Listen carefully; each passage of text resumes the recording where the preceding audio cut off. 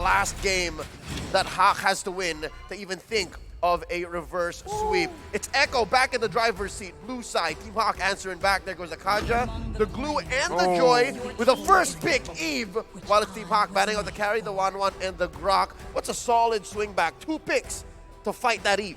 I mean, right now, Joy is being banned away, Glue is being banned away, Carry 1-1, all these characters are banned away. I mean, are they considering... I was about to say Grok, and Grok is banned away too, you know, just when I look at this entire draft. So, are they considering Fanny or something like Valentina to copy Eve's ultimate? Because yeah, you have Eve zoning with the real-world manipulation, but if you have Valentina, you can copy that. You can also take all the Claude for the counter and a Chow, the pick for ban.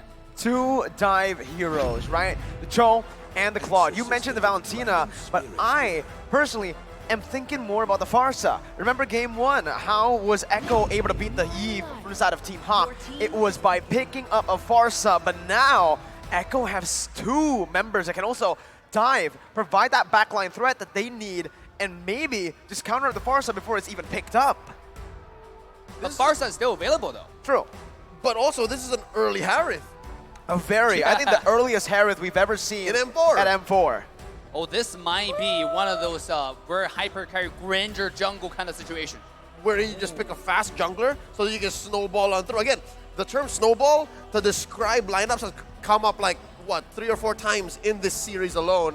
So it's clear that these teams are very much momentum-based. Yep. And then we'll see how they capitalize on that. One more pick for Team HAQ before we go into the banning phase. Yeah, because Team HAQ's signature playstyle is the dive, and they pick a lot of dive characters. Here we go, the Valentina. They copy Jungho, copy Eve all, right? A lot of different situations that you can go with here. It's really, really good pick.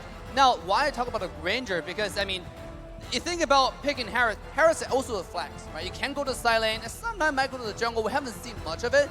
Most of it in the scrims, we've seen Harith go to the side lane and giving a lot of farm, a lot of lane pressure, so the jungle Granger can actually thrive.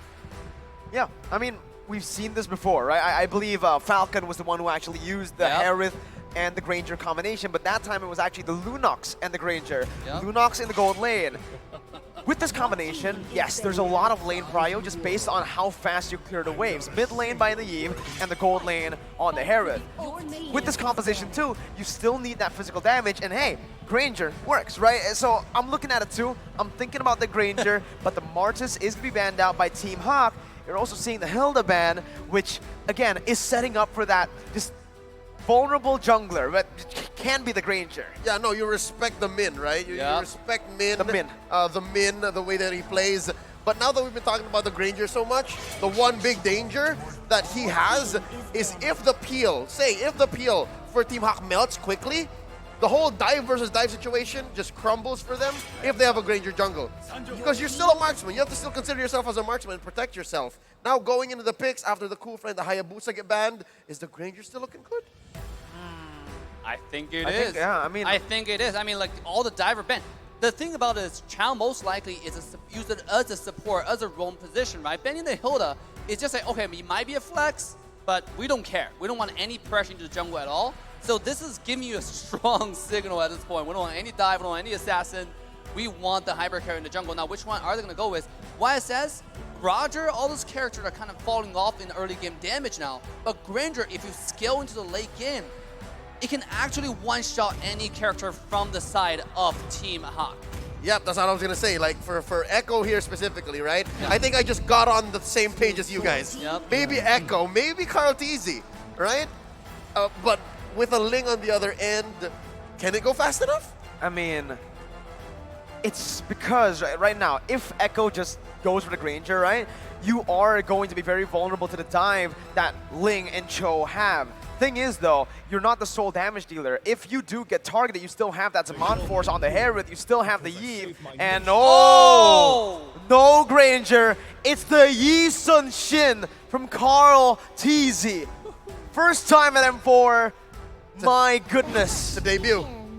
It's a debut alongside the Ruby. So wow. I'm guessing that's the roamer. Ruby in the hands of Yaoi. Oh, Yi Sun Shin, we mentioned how possibly he could be on the decline, but he did get a little buff in the last patch. And also, I want to say something about the YSS. This character, the reason why it's not as good as hybrid character compared to Granger is because the meta is heavily focused on tank. But if you look at Team Hawk, they're very squishy characters, right? Yeah, Chao might be a little bit tankier, but Valentina Claude, especially when Claude jumps onto the YSS, he might just jump into his own demise. Yeah, and also, he got a rework wherein in his passive, there is now a built-in movement speed, so he can help kite. Yep. Oh man, I don't know though. Personally, I've tried the Yusun Shin. I'm no Carl TZ, but it did not work, man. No damage, even though I just scaled off to the late game. I got all of my items level 15. Again, no Carl TZ. I'm not a Carl TZ, but did no damage. Full disclaimer. Full disclaimer, I'm no Carl TZ. But were you also going against like 2 tanks on the other side? Yeah, I was up against a lot of dive. That's why I did nothing. I just can't dove on, but I did not have a Yaoi peel as well. So, Yaoi on the Ruby. Last pick, Phoveus. On paper, it looks amazing. I'm liking it because, again, you have the Yusun Shin with that passive you want to trigger, the Harith, Ruby. The Ruby. Yuzhong has a nice dash in there built into his kit. Yep. Is this trouble? I think it is. For Echo? Are they going to crumble under the demonic force? Well, the demonic force is going to be a massive weapon that they can use, but look at the crowd. This is a weapon that both teams can use. The support coming in by both Echo and Team Hawk as we get ourselves ready. Let's hear it once again. Tennis indoors and Nyan for Team Hawk and for Echo in game number 4. As both sides now walking into the game. Both teams are trying to get as much vision as they can. They both play really aggressive. Look at Min, looking for vision immediately. And by the way, that's a sexy Ruby skin right there. Yep, I wonder what it is. The Aspirant skin, released a month ago, and you just gotta grab it. I think the timer's running out on that. Go get it. Now, look at this aggressive move by Min. Checking in. Can he get trapped in by Yaoi and Sanji? Uh-oh, it's also a lane swap. Once again, the Malaysian swap here. As Min jumps in, is able to actually buy some time here, flickers out to safety. Wow, I mean, already really aggressive. It's Min. You know, yes, he's getting cornered by 3 people, but remember, it's Min, right? He's unkillable. When he roams around like that, and now he's getting so much vision, he knows exactly where everybody is. You can see Ling is finding an invade, and that's the value Ming brings on the table. Because you know where enemies are, majority of them, that gives Ling so much rotation options. Here we go. Uh-oh, that's gonna be Min taking low. First blood over to Carl TZ.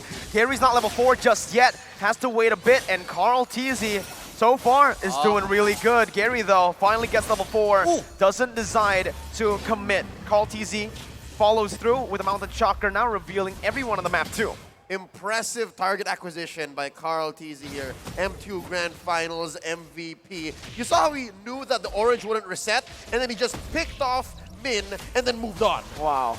Yeah, very accurate. Now 15 seconds before the turtle. Min is level 3. We have about 3 level 3s right here, actually, from the side of Hack. And you have more, I think, the same thing, about 3 level 3s from the side of Echo. It's a completely even game so far. Now, with the late game scaling like YSS, this is looking good, actually, to the favor of Echo. It's just, again, right? Team Hawk were trying their best to invade an enemy team, but it actually just gives Echo a bit of an edge, because now Carl TZ, he got a first blood. Sanford as well on that winning lane, able to get to the turtle side first. The mid control is fully controlled by Echo. And this is where you start to question, is this Yusun Shin going to actually snowball?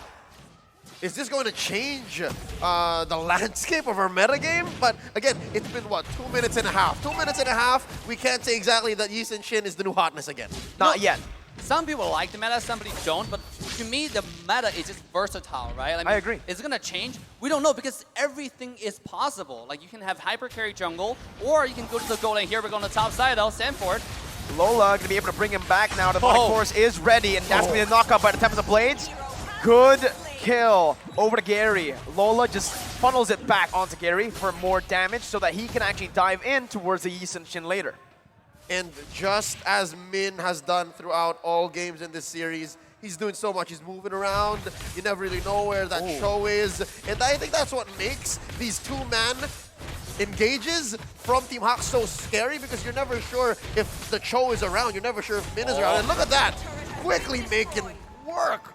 They converted from that 1 kill on Sanford into a turret. 3 minutes in, by the way. That's an early tower. And again, a lot of people don't see this, but I'll give a lot of credit to Min for giving the vision so Ling can roam freely to find the kill on the top side and then move that to a tier 1 tower 3 minutes in. That is absolutely insane because even though the gold looks very similar, there's not too much gold differences right now, but open up the map will open up the snowball. And that's the word, that's the focus of this series. Yep, about 20 seconds away from the second turtle. Might be more room for Team HAQ to do it because again, they did pop that left part of the map for them, the top lane tier 1. Bottom lane though, what's BeniQt to do against Panda, given that they have gone back to their natural lane? Yeah, now look, the second turtle. YSS already moved the turtle to the blue side. Here we go.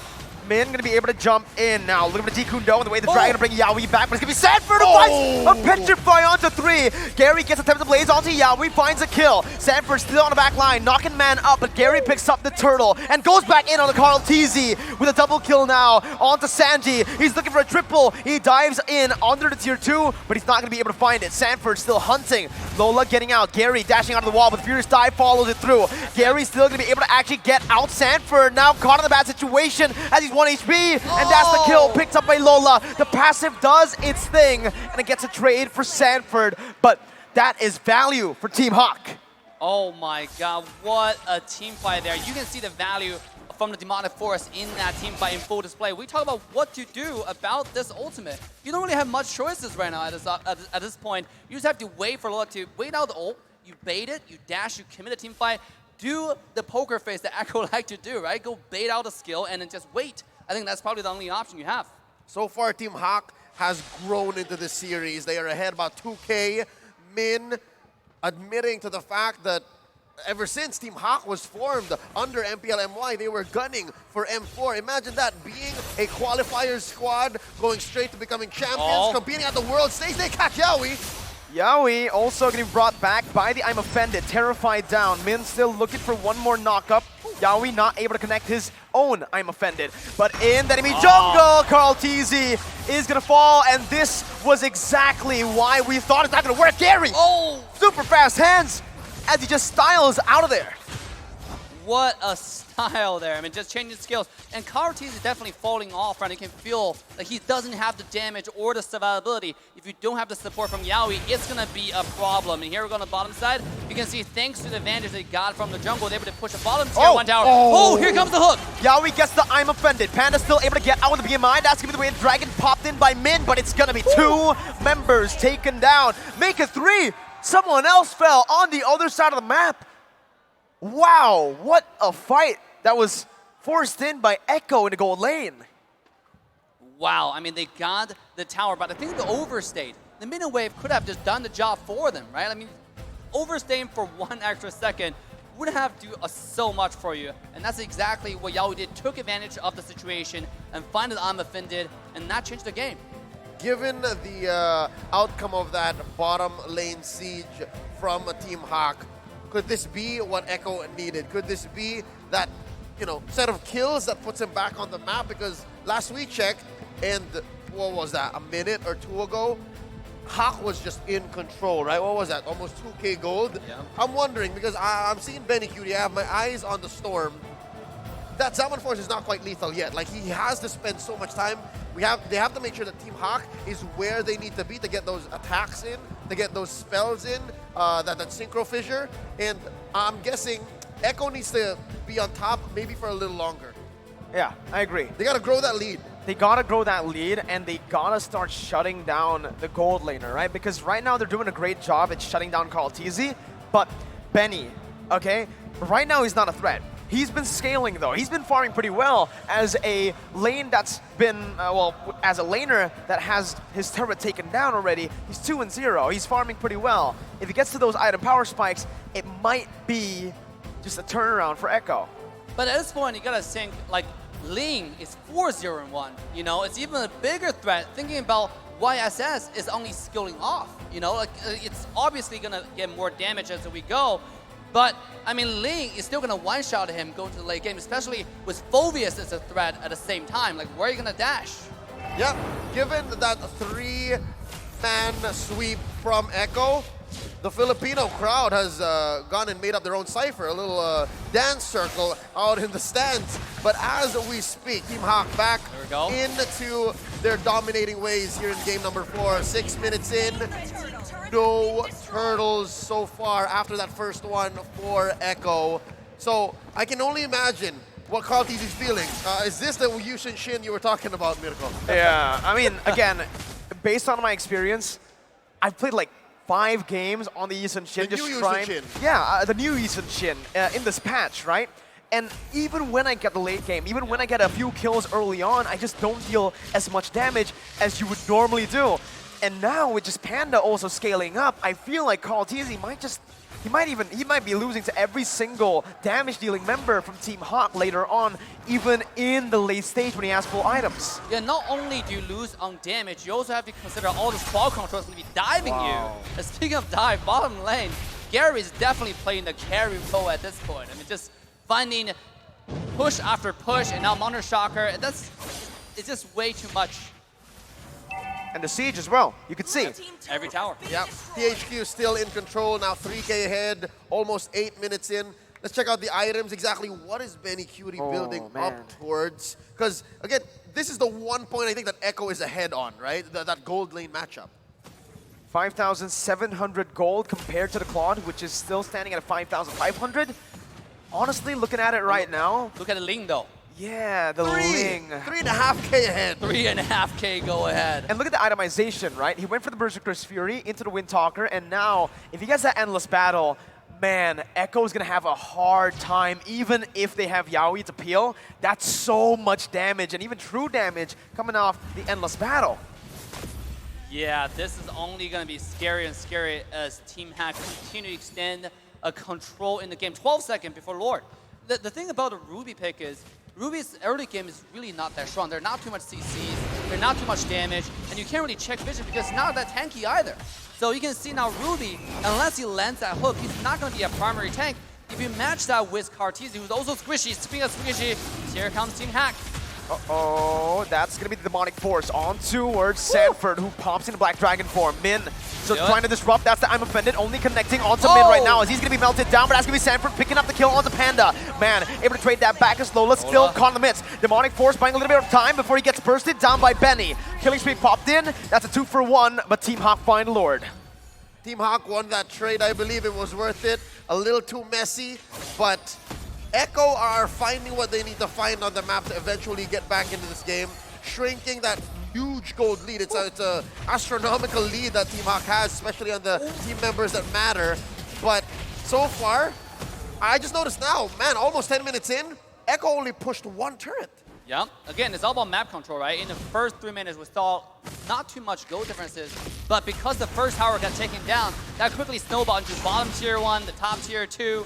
Now with Lore coming in, even though the Team HAQ lost 2 people, Team Echo couldn't push a singular tower. Now the mid-tier one's gonna take him down because of all the crashing coming to the jungle. Oh, Carl TZ is gonna be assassinated there. Min, 1 HP. Sanji finds the damage, but Gary's gonna be able to actually get out. Lola now under the turret, jumps into the Demonic Force, not able to find Yaoi, jumps in once again.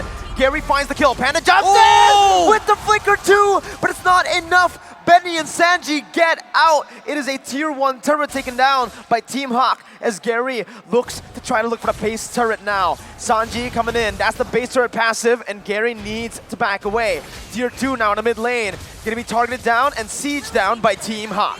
That's a clean capitalization by Team HAQ of that small win. Again, 3 for 3 across the board. I'm feeling the problems with the Yushin Shin now. Again, you have the Yushin Shin, you have the Harith. They both need to hit their opponents for an extended period of time. Yeah. They're pure DPS, so the box that Sanji's setting up doesn't seem like it's enough. Yeah, and also they need to scale. But if you think about how much pressure Chao is giving on the map, it's not allowing them to scale, right? Ling is able to split push, find more tower, proc the high ground. The high ground tower is passive as well. I mean, this is too much pressure from all over the map from Team HAQ, and it seems like the draft that Echo has is not paying them any dividends. I agree. I was one of the first downers towards the Yushin Shin, right? The damage, even towards the late game, based on my experience, isn't enough to really become that hyper carry. I was willing to give it the benefit of the doubt, given that it was a nice way to kind of, stop the whole Valentina situation. It's a DPS hero that, yes, it does provide vision, but it's not a game changer when it comes down to a team fight. But yeah, again, it might have been a concept that needed more time in the oven, might have needed more reps. But we'll see if there is a comeback, because it's not over quite yet. There's still inhibitors standing for Echo. Yeah, and here we go. Gary split pushing again. He's not pushing that much. He's not completely shoving the wave. He gives the wave a gentle tap, and this allows the wave to accumulate. And then Ling, thanks to mobility, is able to roam to the Lord almost immediately. So now, again, Team HAQ has control over the map going to the Lord fight. Again, it's that wave control from Team HAQ, right? They're able to actually slow push the waves, and they're going to be able to create so much pressure onto that XP lane where Echo is not really going to be able to respond to either play. There's always that split push threat with the Ling, and also that Lord take that's is constantly threatening Echo. And Echo, at this point, need to choose one, or maybe they need to just defend at this point. Even if they go for a 5v5, it's not a 50-50, it's more of a 70-30. As it stands. Yeah. Most things that Team HAQ have their eyes on come for free. That's what this 4K gold lead is giving them. And for Echo, as you mentioned, it's a hard decision. Like, I wouldn't even know where to begin. Dave. Uh-oh. I mean, I don't know where to begin, but here it comes. Yowie with I'm offended finding Gary and Min, but Gary's gonna be able to get out, but that's gonna be a lot of damage placed on the back line. Panda flickering out, Man gonna fall, but the demonic force now by Lola over towards Benny with one more coming down. It's a 1-for-0 for Echo. They bought a bit more time, but look again, Echo, they lost a lot of HP there. Now it's still, despite that pick, gonna be Team HAQ who has more pressure on the Lord, but Echo, they're using this man advantage really well, forcing it instantly. Speaking of when you don't know what to do, it's the decision making. Like, how decisive can you be? How fast can you make your decision and execute on it? That's gonna make the difference, right? You saw Yowie jump in with the hook, and that made a whole lot of difference. But that difference is quickly minimized as HAQ's now making a move on the Lord again. 4v5, it's gonna be the retreat battle. Gary wins it. Kraltizi gonna be kicked down, locked up by Minus. Panda jumps in with a blazing duet to the back line. Benny, now in the midst of it all, jumping back and forth, getting a kill, getting shut down though by the likes of Panda. Min still surviving. His stats gonna be Sanford running away. The Furious died by Man, as that's gonna be enough to lock him down. 4-for-1. Team HAQ on a run now to equalize in Game 4. Oh no, this looks familiar. It's just one defender left. Yowie's gonna take about 5 or 6 seconds before he can come to help defend. Sanji puts up the ult. Will Lola fall? Nope. All right. No. I think Echo's still in this. Yeah. Sanji still dishing out damage, poking them down. Mid lane base server gonna fall. BMI popped in back. Yowie very close to getting that I'm offended. But like you mentioned, Leo, not enough just yet. Team HAQ back away. Now, if the Lord come close for the charge, that's another free high ground tower. And remember, all at the same time, bottom wave is slowly accumulating towards the high ground of Team Echo. Team HAQ, all they have to do is push this Lord in. Can they do it? Benny QT finds a massive pick, and that's 2 on the board. Benny is 8-1. He is single-handedly stopping the end from Team HAQ. Is this the key to victory? At this point, it's all on Benny. Can you find the crucial kills onto Panda, onto Gary, because only him has the damage to do it. Kraltizi is still not there yet. He's level 15. This is a miracle. This is your situation. Can you find the damage? Now, the good thing about YSS is also the ultimate. The Mountain Shower gives you so much vision, which allows you to know, okay, is the Ling split pushing? How do we answer this? That's the benefit of YSS. And here comes the dive. Time for the blades. But that's Yowie! Yowie to perfection! Yowie with an absolutely insane I'm offended to catch Gary. Ruby is one of the natural predators of most assassin junglers that have high mobility. And right here, we're seeing the rubber band effect. They're shrinking that gold lead. Now at 2K, they're going to make a play here in the jungle, trying to go for that main artery, that mid lane tier 1. So far, Echo not out of the woods just yet, but we're seeing signs of life. Yes, and also, Yowie has a flicker now. That's even a bigger threat. If Yowie before the flicker have to only play knowing where Ling is, knowing how your jungler play, but now he can actually engage like the lore fight previously. Oh, that stopped the Here conceal. Min looking for an engage as Lola jumps in with the demonic force. Min looking forward. Yawi doing the same thing as Dasby Sanford splitting them back. And Lola and Min, they're isolated from the team. This is it. Min losing the immortality, but it's going to be able to actually get away. That's a disengage coming in with Gary rotating again. Benny, 1v4 in the midst of it all. Still surviving and stopping Team Hawk's engage. The storm, the typhoon, the hurricane took on 5 members of Team Hawk. Enough time to buy for Echo to defend. And we are sitting at dead even. Now this is a deja vu because Team Hawk has a tendency to go a little bit of sloppy in the mid to late game, right? Sometimes we saw that being punished heavily in the previous games. And this is a series, this is the moment where they have to hold steady and go for the next objective. You saw Chow, right? You have Min and Lola jumped in by themselves, disconnected from the team. That's very uncharacteristic of Hack, who plays very, very disciplined most of the time in the entire series so far. Here we go. Yawi again finding Panda, but Panda's going to be able to actually dash out. Benny again, looking for the damage right now. The Blazing Duet will be popped. Gary to the back line as that's going to be the Demonic Force popped in as well. Yawi with no I'm offended cannot actually peel for his team. Lola, Demonic Force once again onto the back line, onto Carl Teasy, but still going to be able to kite away. You can see the damage being placed on. Lola still surviving for a bit longer. Carl Teasy finally finishes him off, but Sanford falls as well. Both of the XP laners have been taken down, but the real world inflation comes down. Yawi missing with I'm offended. Team Hawk still trying to get an opening here around the Lord. Yawi gonna be taken low. Min on the flanks. Panda in the mid lane, looking for the base. Right now, as Gary jumps in, helping the mid laner out. Call TZ finishes Min off, using the mountain shotgun device. Some time on the mid lane will be pushed in. Team Hawk with 1 cannon minion. Call TZ rotating down. They're getting it. Gary and Panda will end the game to equalize against the tournament favorites. A taste of their own medicine.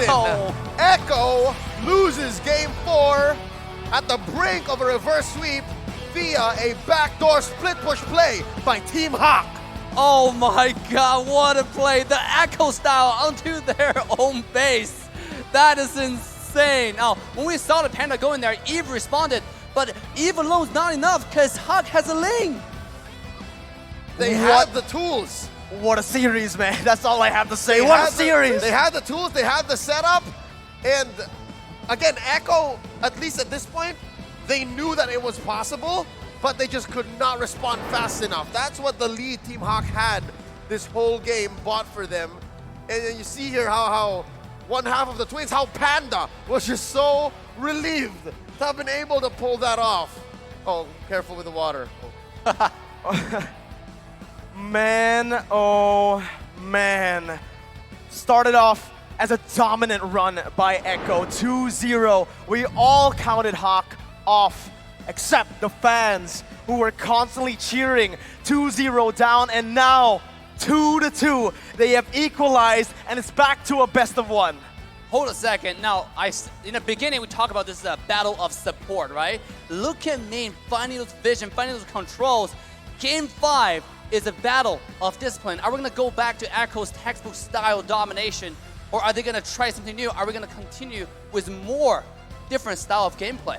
I don't want to jump the gun and have the analysts have put words in their mouth, but something tells me they might have something to say about Naive and Shin, about how Echo kind of played around the fact that there was a Valentina on the other side, and then they, essentially pulled off what they did in game 3. It may have been the same case of them having learnings from that game prior and then trying to fix it now and being behind the curve. But then again, this is just Team Hawk learning as well so quickly. They are picking up, and they gave Echo a taste of their own medicine. I can't believe it. It was a split second decision that made them get this victory. Let's go ahead and throw it over to our analysts. It's Trex, Gideon, and Wolf. It's a best of 1. Fellas, what do you think?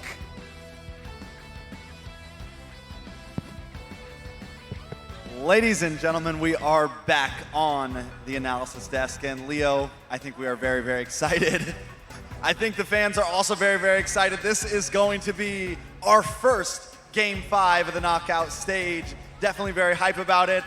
Gideon, I brought you some tissues thinking you were going to need them, but I think we might be able to throw these to the crowd. keep that. Keep that to yourself, because for now, right now, the ultimate comeback is happening. And before this, Wolf wasn't stressing out. He's just relaxing on his analyst table. He's like, no, this is not, I'll be fine. But now he's sweating. Yeah, but I did kind of predict that this will go to a game number 5. Not because I want it to be a game number 5, but because of the fact that Yi Sun-shin has not been proven to be a good pick. In many points in this game, we saw that it could be, like there's a potential, but ultimately the heroes that Team Hack were able to get were just too good against the Ling. As you saw, against the Yi Sun-shin. There's the Ling, there's the Phoveus. Had it been that Team Hack played this more cleanly, I would have said this would be a one-sided, but it is what it is. They still won the game. I mean, would we exactly say that it was the YSS, or would we just say that Team Hawk got the counters down, right? With the Phoveus pick, with those things. I mean, can we completely count out that hero? Was it something wrong with the item build, or was it just Team Hack dominating in the draft?